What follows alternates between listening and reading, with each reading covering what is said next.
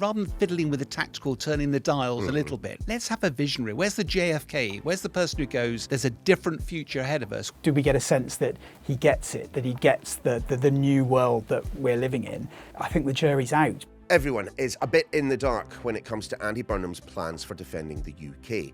This is why. Hi everyone, Niall here. And as the likelihood that Andy Burnham will be our next Prime Minister grows by the day, so too do the questions about what he might actually do if he is. And when it comes to defence, you can certainly understand why. First and most obviously, there's the money. We recently lost a Defence Secretary, John Healey, alleging that Downing Street simply wouldn't adequately fund the military.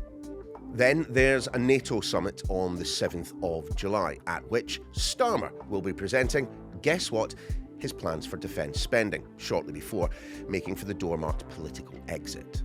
But more than that, one of the most difficult decisions that any politician will have to take is whether or not to agree to military action. And Andy Burnham has been there before. Since the Iraq War of 2003, he's certainly moved from full-on interventionist to a more nuanced, perhaps even opaque position. So, when it comes to defence, who exactly is Andy Burnham?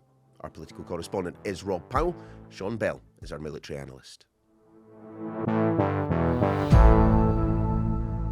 Sean, let's get started with you. I mean, just how destabilising, I suppose is the word, is it that currently we have a Prime Minister and a Defence Secretary who in all likelihood are not going to be there in a handful of weeks?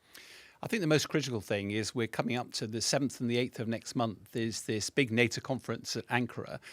We have, as a nation, made some commitments to NATO. Part of that is to get to 3% GDP spending by 2030, 3.5% by 2035. And yet the current plan, currently endorsed by the Prime Minister, is 2.68%. Well short. And it's comfortably short. We had a strategic defence review. It was accepted that it reflected the risks that face this country. The defence investment plan, which should have been out over a year ago, has not been properly funded. And therefore, it doesn't matter who's in control. When we get to that critical summit, the danger, of course, is Andy Burnham is not going to take over at the very earliest until after that. That leaves a major conundrum for that conference. Really, though, you don't mean it doesn't matter who's in the job. What you're actually meaning is, wouldn't it be better if Keir Starmer and whoever is the Defence Secretary right now just goes as soon as possible so the next lot can actually set out their stall? In some respects, it's about the government's commitment to defence. There's been pretty clear to everybody now that Russia's invasion of Ukraine, we are in a very dangerous environment. America's support under NATO first looks increasingly fragile. The SDR painted a very, very good picture of what the future looks like. And unless we start getting to grips with that and funding it properly, for most of my military career, we were funding defence at 4%. Certainly in the Cold War, it was all the time. We've saved over £1 trillion by dropping defence because we haven't needed to spend it. Today, we need to get back to spending it, otherwise we're vulnerable, and the best way to deter our enemies is to prepare for that conflict. I mean, Rob, all the way down there in Westminster, politically, where do we put Andy Burnham on the kind of the sliding scale of defence? Is he a dove? Is he a hawk? Is he somewhere in between? What? Andy Burnham's a politician that has generally dealt in the sort of domestic social issues his whole career, whether it was Health Secretary during the Blair years, Manchester Mayor. He hasn't had a lot to do with foreign affairs or defence. And I think that's why it's quite difficult to sort of get a read on where his instinct lies, kind of where his heart is on some of this stuff. It's also why I think some people think there probably should be a bit more scrutiny and a bit more of a contest to try and get to the bottom of what he thinks. But I think if you were to look back over the times where he has sort of interacted in his career, his voting record, things like that, I don't think you would put him on the extreme in either direction. I think you'd probably say he was quite comfortably in the middle and in the mainstream generally on defence and foreign affairs issues. He doesn't tend to have had a record of kind of breaking out in a noticeably extreme direction on any issues. But look, I think part of the reason he's been brought in is because he has that closer focus on social and domestic issues. And I think that inevitably is going to mean it's going to be interesting to see who he puts around him when it comes to defence and foreign policy, because what does Andy Burnham think about the sort of tilt of power out east? What does he think about the changing face of warfare in the modern age?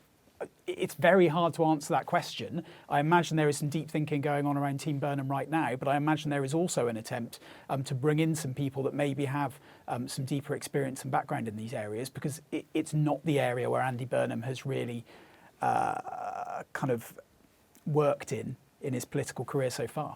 But on the biggest foreign policy decision of the last 20 odd years, the decision to go to war in Iraq with the United States, I mean, he was wholeheartedly in support of that. You fast forward a decade and he's supporting strikes on Islamic State within Iraq. Then he found a moral compass, or at least a reason not to vote in favour of military action when it came to Islamic State in Syria. I just wonder whether or not what we have seen from Andy Burnham is kind of political cherry picking of where the best position is at that particular point, or have we actually seen an evolution in his thinking on defence, on war? Yeah, I think to an extent that's sort of proof that he has moved with wherever the centre of gravity has been. He hasn't necessarily, and that's not to make a kind of moral judgment on each of those votes and each of those issues, but it's just to say that Andy Burnham, in all of those, hasn't necessarily kicked back or pushed against where it felt the centre of gravity in the political mainstream was going. In terms of Iraq, I was having a little flick through his book that he wrote with Steve Rotheram a couple of years ago to try and find references to defence. There's not a lot around defence, barely anything, if anything, in there. But he does have quite an interesting passage about that vote on the Iraq war. He says in here, this was 2 years ago, he can still justify now the decision to remove Saddam. What I can't justify was the absence of a credible plan to secure the country in the aftermath. And had he known that now, he would have voted, had he known that back then, he would have voted against it. I actually think that maybe his position is still that he would be moving with the political centre of gravity, in that it feels like the broader political landscape around wars, foreign interventions, obviously shifted profoundly after Iraq. And I don't think you would find Andy Burnham as a Prime Minister kicking back against that consensus too much. I think he clearly would have still been very sceptical around the Iran war. I think he probably would have been in exactly the same position that Starmer found himself in terms of not letting the US use UK bases as well. I mean, Sean, just pick up on that in the sense that, well, look, I suppose we have been here before. I mean, Tony Blair arrived in number 10 with a blank sheet of paper headed foreign policy and a blank sheet of paper headed defence. So what do you think he should be doing? What Rob's described and what you're describing are wars of choice. Mm-hmm. At the end of the Cold War, ever since then, most of the military leaders have got belt loads of medals because we've been involved almost continuously, whether it's Kosovo, Bosnia, Sarajevo,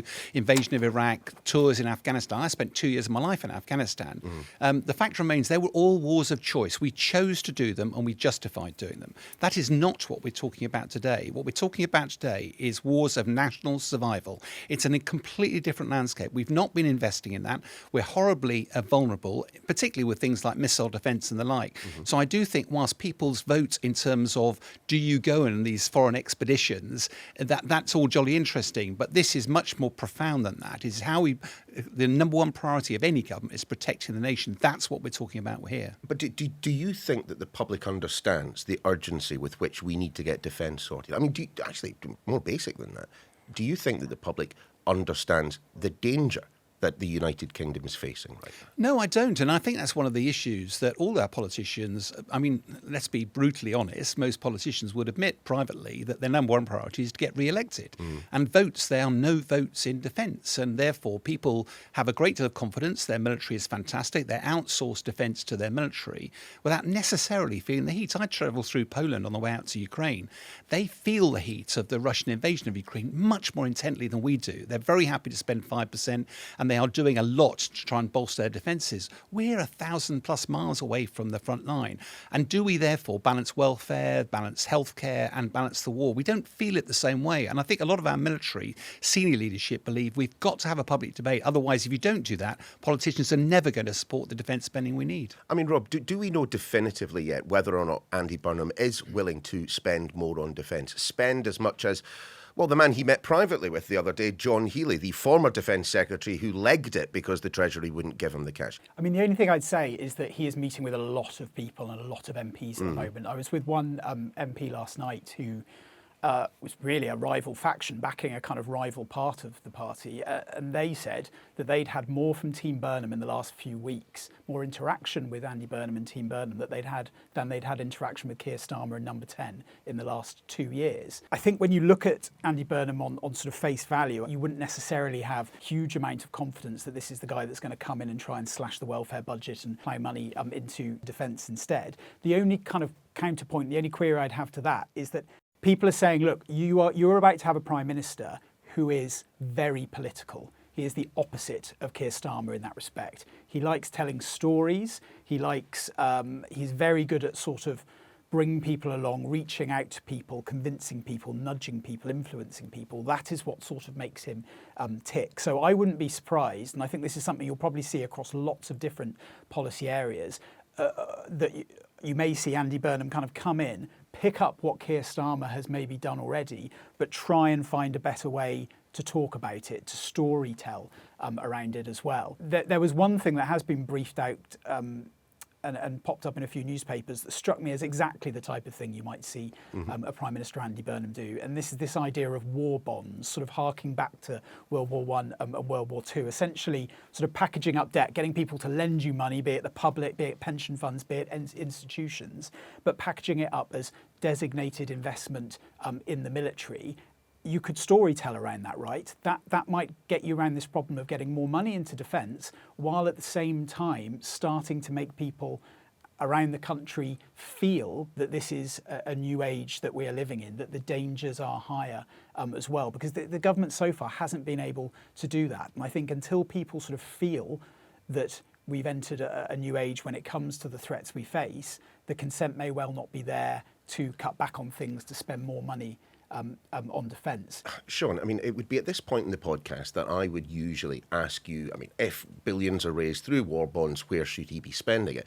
The problem is, of course, as you've already mentioned, Keir Starmer is off to NATO in just a handful of days, where he will be outlining the defence investment plan, the way in which we spend money as a country to fulfil that strategic defence review of last year, let's not forget. The frustration is that all the conversation has been tweaking with the levers. Can I be a little bit less welfare, a little bit more NHS, a little bit less, rather than actually it feels that there's something broken in this country at the moment. And we seem to have lost our way a little bit. And it's, what's the contract with our government? What do we want the government to do for us? But more importantly, what do we need to do for our government? Because defence isn't something you can just outsource to the military. It's a collective responsibility. And I think things like spending more money, it's easy to say, we'll put more money into defence. At the moment, even if you had more money, how would you spend it? And what we should be doing is trying to make defence the foundation of growth for this country. We have a fantastic military capability. We're one of the very few nations that does war fighting. We have great credibility. The Middle East has always invested in us. Why are we not creating national solutions that work on the export market? There is we're going to be spending a lot more money in defence globally. That seems to me to present an opportunity. So rather than fiddling with the tactical, turning the dial a little bit, let's have a visionary. Where's the JFK? Where's the person who goes, there's a different future ahead of us, we all need to buy into it? I mean, Rob, is Andy Burnham that man with those eyelashes? Well, I think it does hark back to this idea of him being someone who is a good storyteller. And I think there is a story to be told, as Sean has outlined there, where you do actually start to talk about defence as part of a kind of broader effort of, national renewal almost. So, look, war bonds might be one part of it. Another focus for Andy Burnham, of course, has been talking about reindustrialisation, especially around the north of England, where he was obviously mayor and where he now represents in Makerfield. And you already have the sort of start of a programme anyway being pushed by the MOD of essentially trying to use defence spending as an engine for growth. So essentially trying to, kind of strategically use this money, not only to bolster our defences, but also so people on the ground can see the benefit of it and you can feel the economic benefit as a government as well. So you would expect him to be pursuing that as well. In his book, he talks more about using green energy and the green tech as the sort of engine of reindustrialisation across the north. I wonder whether he expands that to include defence as well. Isn't there something more fundamental at play here? I mean, Sean, is there anything in Andy Burnham's political journey that makes you think he gets it, that he understands that the defence of the realm is his first priority in Downing Street. Andy is a consummate politician and a storyteller, and at the moment there isn't the public support, the public recognition. When I go to Ukraine, it's really clear when you talk to people, they don't have that choice anymore. They want to have a welfare state, they want to have an NHS, they want to have freedoms and freedom of speech. None of that is possible if you can't protect yourself. We don't feel that at the moment. And Andy Burnham will know, if you were at the start of a premiership, for example, you had 5 years to run, you'd won an overwhelming majority, you could do all sorts of things, ramp up taxes and actually address this properly, have an absolute furore in the public, but 3 or 4 years down the pipe, you could start to give money back. Call me a cynic, but we've seen this played before. And all of a sudden now, you have actually addressed the real problem at hand. I don't think Andy Burnham's got that luxury this time around. So I think he's a lot more constrained in his options. I think that question you asked Sean a moment ago, do we get a sense that he gets it, that he gets the new world that we're living in? At the moment, it goes back to the very first thing we spoke about on this pod. I think the jury's out because Andy Burnham has very little track record to analyse when it comes to this sort of stuff. Maybe over the coming weeks, before he inevitably, I think, now moves into number 10, we'll get a better idea. But I imagine there is some very, very deep thinking going on. And, and I think there'll be plenty of people in Labour and not least in the military establishment as well that will be looking for quite a lot of reassurance from Andy Burnham that, he does understand the breadth and the size of the issue that he's about to take on.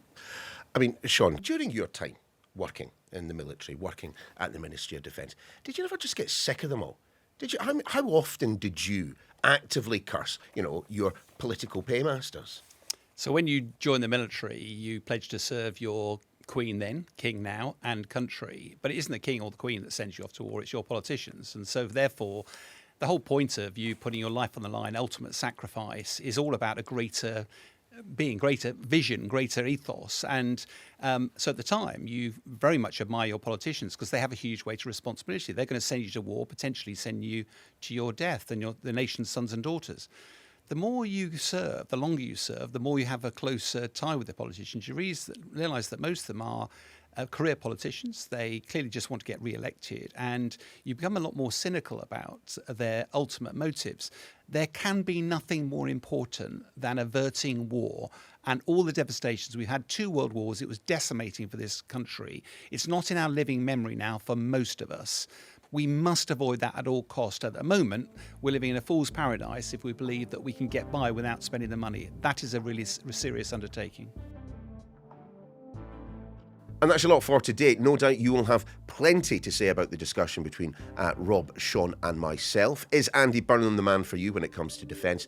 Do you think he is willing to dig deeply enough to give the military exactly what they want? Let me know. Why at sky.uk.